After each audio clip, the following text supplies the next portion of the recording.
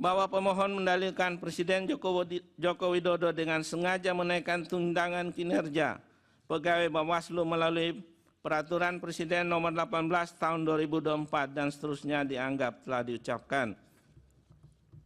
Pemohon mengajukan alat bukti berupa P104 bahwa terhadap dalil pemohon demikian, termohon tidak memberikan tanggapan.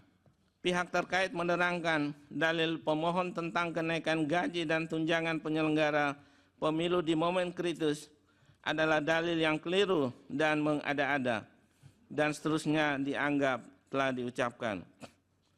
Bahwa mengenai bukti PK 158 sampai dengan bukti PK 162,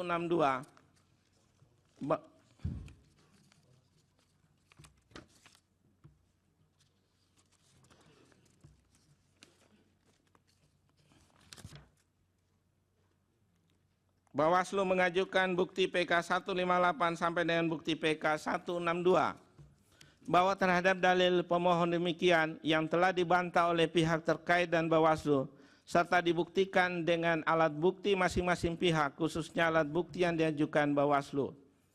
Mahkamah menemukan fakta hukum bahwa tunjangan kinerja pegawai di lingkungan Sekretariat Jenderal Badan Pengawas Pemilu memang mengalami kenaikan sebagaimana dituangkan dalam Perpres Nomor 18 Tahun 2024 tentang tunjangan kinerja pegawai di lingkungan Sekretariat Jenderal Badan Pengawas Pemilihan Umum bertanggal 12 Februari 2024, vide bukti PK 162. Kenaikan tunjangan kinerja demikian secara faktual memang ditetapkan Presiden mendekati hari pemungutan suara.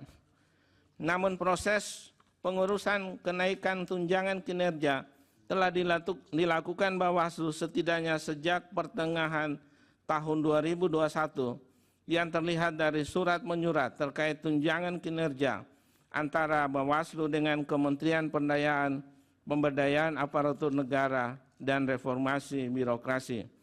Vide bukti PK 158 sampai dengan bukti PK 161. Bahwa pengusulan kenaikan tunjangan kinerja bagi aparatur sipil negara atau ASN di lingkungan Bawaslu demikian, menurut Mahkamah adalah hal yang wajar dan adil. Justru menjadi ketidakadilan manakala ASN yang sudah memenuhi persyaratan untuk memperoleh kenaikan tunjangan kinerja, namun tidak diberikan kenaikan dengan alasan menjaga netralitas ASN bersangkutan in casu Bawaslu dalam pemilu. Pengajuan tunjangan kinerja kepada kementerian atau lembaga yang notabene anak buah Presiden adalah hal yang tidak dapat dihindarkan, karena secara hukum satu-satunya pengelola anggaran tertinggi di Indonesia adalah Presiden sebagai kepala pemerintahan atau eksekutif, tentunya setelah APBN disetujui bersama oleh DPR dan Presiden. Bahwa Mahkamah dapat memahami adanya kekhawatiran persetujuan pemberian kenaikan tunjangan kinerja akan dimanfaatkan untuk melemahkan pengawasan Bawaslu terhadap pelaksanaan pemilihan presiden dan wakil presiden. Hal demikian tidak terlepas dari tidak dikenalnya konsep kemandirian anggaran bagi lembaga penyelenggara pemilu yang meliputi KPU, Bawaslu, dan DKPP, serta lembaga peradilan pemilu. Di sisi lain, secara konseptual, gagasan kemandirian anggaran bagi beberapa badan atau lembaga negara tertentu memang masih memerlukan kajian yang komprehensif.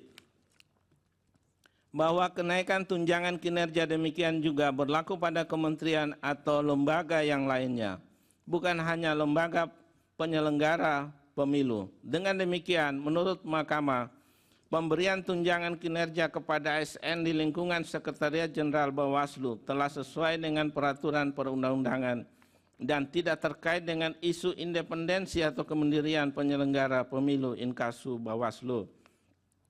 Terlebih dalam persidangan, pemohon tidak membuktikan hal demikian lebih lanjut, sehingga Mahkamah tidak mendapatkan keyakinan akan kebenaran dalil pemohon akuo. Bahwa berdasarkan pertimbangan hukum tersebut di atas, Mahkamah menilai dalil pemohon adalah tidak beralasan menurut hukum.